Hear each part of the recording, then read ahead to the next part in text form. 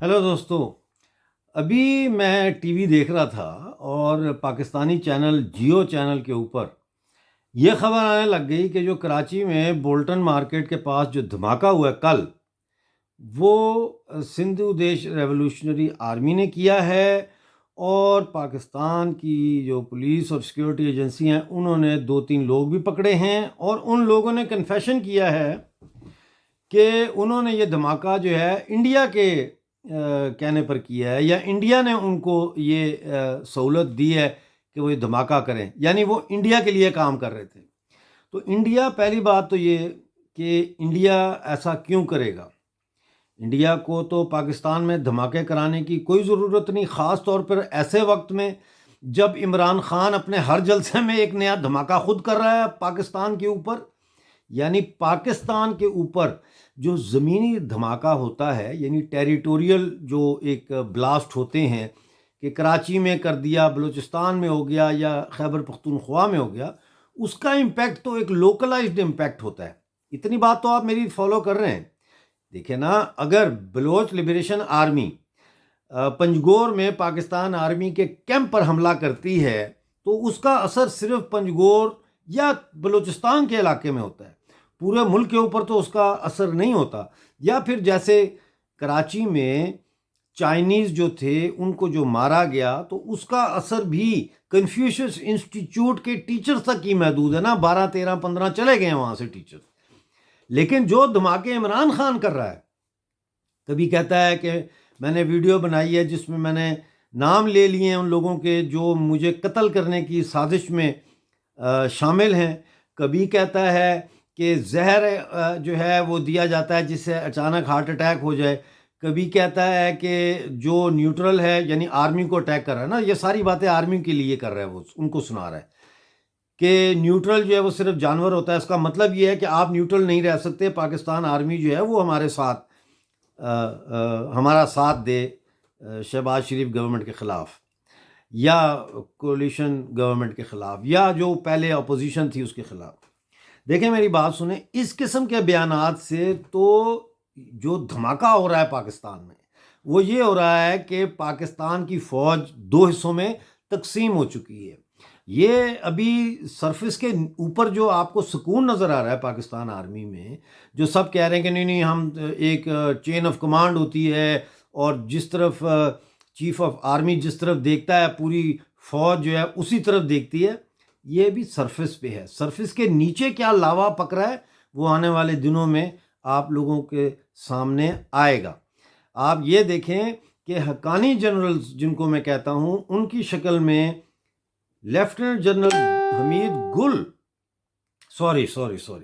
Lieutenant general Faiz Hamid की शक्ल में ऑलरेडी जो है वो एक बहुत बड़ा सेक्शन जो है आर्मी के यंग ऑफिसर्स का जो है वो इमरान खान को सपोर्ट कर रहा है। ऐसा पाकिस्तान में पहले कभी देखने में नहीं आया। इवन के जुल्फ़िकार अली भुट्टो जैसे एक सूडो रेवोल्यूशनरी के दौरे हुकूमत में भी, जो इंतहाई रेडिकलाइज्ड पीरियड था पाकिस्तान की हिस्ट्री का, उसमें भी हमने आर्मी में ये इस तरह की स्प्लिट नहीं देखी जो आज हमें दिखाई दे रही है। आप मुझे ये बताएं कि तालिबान जो है, तहरीक तालिबान पाकिस्तान, वो पाकिस्तान पे हमले कर रही है क्योंकि वो चाहते हैं कि खैबर पख्तूनख्वा का इलाका पाकिस्तान से आज़ाद करवाया जाए और इसको अफ़गानिस्तान में शामिल किया जाए। तो वो हमले कर रहे हैं और पाकिस्तान ये बराबर कह रहा है कि जी ये अफ़गानिस्तान में इनके बेसिस हैं, ये वहाँ से आते हैं, हमला करते हैं, चले जाते हैं। तो अब अगर ये सच है तो फिर निगोसिएशंस 2 रियासतों के दरमियान होनी चाहिए। ठीक है, आप मानते हैं इस बात को? गुड। तो निगोसिएशंस होनी चाहिए गवर्नमेंट ऑफ पाकिस्तान और गवर्नमेंट ऑफ काबुल के दरमियान। लेकिन यहाँ पे निगोसिएशंस कौन कर रहा है?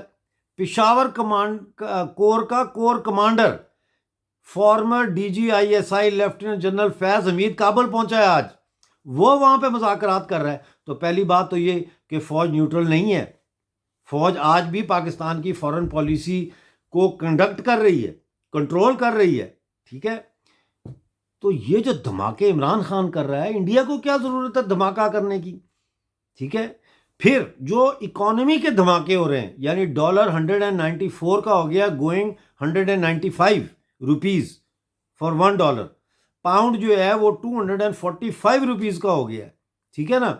تو یہ جو اکانومی کے دھماکے ہو رہے ہیں بھائی، اگر انڈیا، پہلی بات تو یہ کہ انڈیا کو انڈیا کی سرکار کو اس سے لینا دینا نہیں ہے، نہ ان کی خواہش ہے کہ پاکستان جو ہے اس کی اکانومی خراب ہو یا وہ پاکستان ٹوٹ جائے. وہ نہیں چاہتے، وہ ایک سٹیبل ہمسایہ چاہتے ہیں. ہر ملک یہ چاہتا ہے کہ ان کا جو نیبر ہوڈ ہے وہ سٹیبل ہو.